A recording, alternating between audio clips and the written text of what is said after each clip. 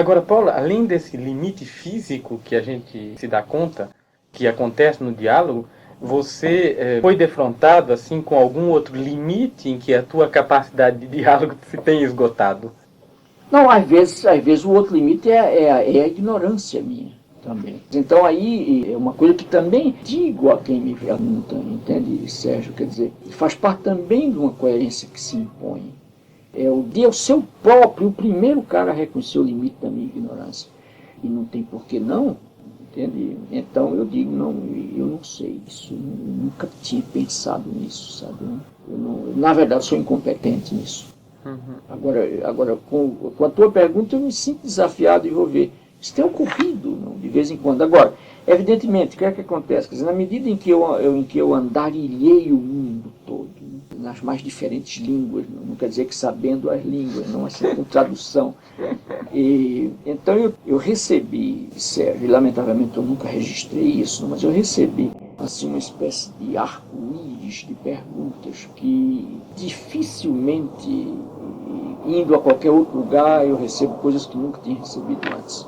Quer dizer, as perguntas, depois de certo tempo, é engraçado, elas mudam de tonalidade, elas mudam da maneira de se colocarem, elas têm uma conotação local, regional, cultural, elas têm uma expressão linguística diferente, mas as perguntas quase sempre batem em problemas que são de uma atualidade no mundo. É incrível isso. De maneira que é muito difícil que eu não tenha... Vê bem, eu não te digo que eu tenha sempre uma resposta correta e exata, porque eu agora já disse que um dos limites é a minha ignorância. Não? Mas é difícil que eu não tenha ouvido, pelo menos. O que pode acontecer é que eu não tenha aprendido também, do tempo último em que eu recebi a pergunta, que eu não tenha tido a oportunidade de superar uma lacuna minha de ignorância, etc. Sim. Mas é uma experiência de um enriquecimento extraordinário. Não? O que às vezes eu ouvia na Índia, o que eu via em Chicago, o que eu via em Fiji, no Pacífico Sul, na Austrália, entendeu? Na África, entendeu? Um negócio que... Na Alemanha, lá as perguntas são teoréticas. Não? E você vê, assim, algum denominador comum nesse arco-íris de perguntas? No campo, por exemplo, da política, uma coisa que daria como denominador comum, política ligada sempre à educação, porque eu nunca tive, quer dizer, os meus encontros estão sempre ligados aí, eu sou convidado sempre como um educador, por isso político, mas um educador. Não como um cientista político, por exemplo, não como um filósofo da política, por exemplo. Mas um denominador comum, que eu te diria, entre outros, assim, mas o que mais me tocava e continua tocando, eram, por exemplo, as perguntas que implicitavam, às vezes, afirmações, às vezes dúvidas, inquietações em torno, por exemplo, da tradicionalidade, no sentido ruim, dos partidos políticos, por exemplo, revelando uma rejeição. Isso tu deve ter notado também na tua passagem pela França e pela África. Não? Sim. Não? Tu deve ter notado isso. Quer dizer, perguntas que traziam já no seu corpo a crítica, a rejeição aos comportamentos tradicionais no campo da política e dos partidos políticos e, pelo contrário, enfatizando o papel dos movimentos sociais. Sim.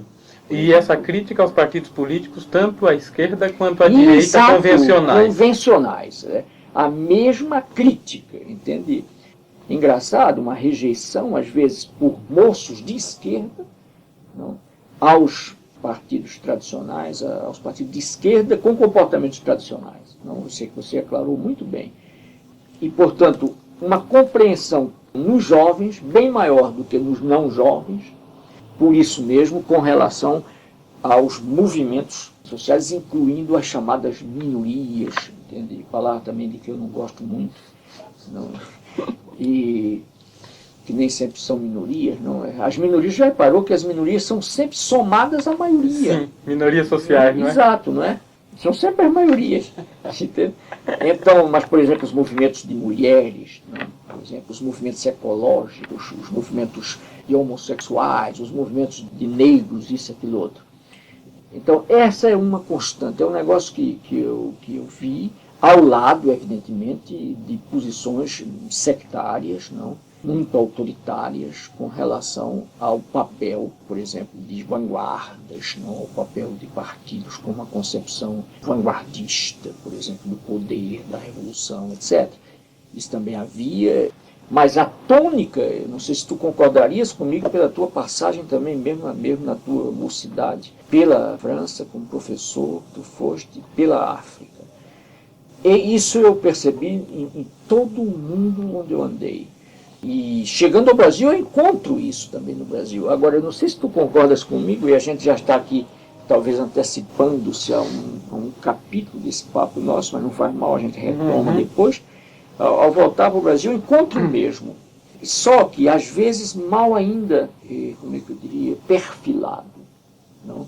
Mas encontro, de um lado, uma força extraordinária em movimentos sociais, e de outro, uma recusa também às formas comportamentais tradicionais de partidos. Não, isso eu senti muito claramente, a gente sente ao lidar principalmente com o público universitário, ou com o pessoal que ainda está em formação, mas complementando essa formação a nível pós-universitário, com colegas nesse nível de ensino, a gente encontra uma tônica de crítica às visões de mundo e visões de educação antigas que passam a ser consideradas arcaicas porque elas se pretendem as melhores, elas se pretendem normativas, elas se pretendem sugestoras e impositoras do método, não é? E de equações de se ver a realidade. Não é?